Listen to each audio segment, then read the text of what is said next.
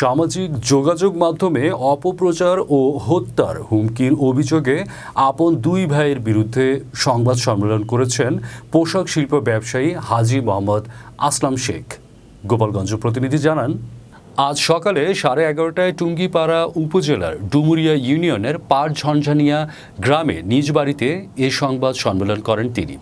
লিখিত বক্তব্যে মোহাম্মদ আসলাম শেখ বলেন, তিনি সেনাবাহিনীতে কর্মরত ছিলেন।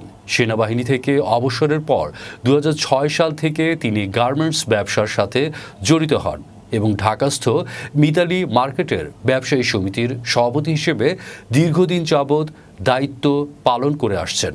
তিনি অভিযোগ করে বলেন, আমার আপন বড় ভাই মোস্তফা কামাল ও সেজো ভাই SM দবির হোসেন আমার নামে সন্ত্রাসী বাহিনী নিয়ে জমি দখলের অভিযোগ এনে সামাজিক মাধ্যমে ফেসবুক, ইউটিউব ও হোয়াটসঅ্যাপের মাধ্যমে মিথ্যা ও ভুয়া বানোয়াট তথ্য অপপ্রচার করছে।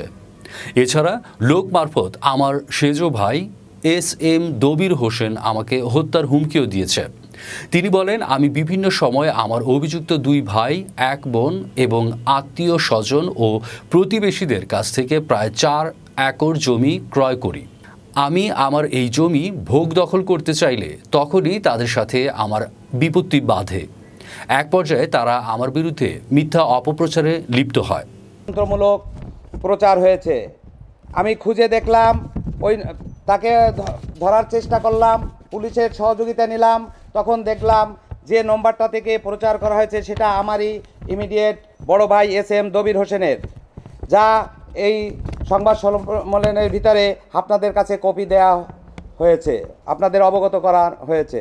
বিভিন্ন লোকের মাধ্যমে বিশ্বাস সূত্রে জানতে পারলাম যে আমার ভাই আমাকে মৃত্যুর হুমকি দিয়েছে, যাহা আপনাদের মাধ্যমে আমি দেশবাসীর কাছে জানিয়ে রাখতে চাই এবং প্রধানমন্ত্রীর কাছে জানিয়ে রাখতে চাই।